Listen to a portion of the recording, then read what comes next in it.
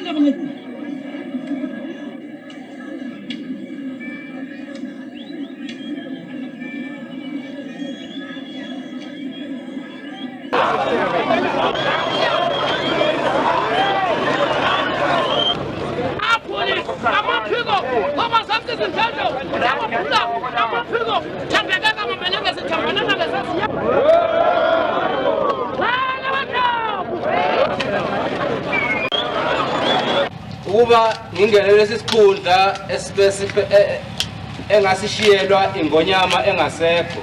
To get onto the steps of the late Parliament. Chief Gacha Buthelezi is one of the hereditary leaders of South Africa's 4 million Zulus, defeated by Britain 90 years ago. He's regarded as one of the South African government's most outspoken opponents. The chief, here taking part in the coronation ceremony of the Zulu king, has moved from supporting the government's policy of African self-governing areas, Bantustans, to one of majority rule in a united South Africa.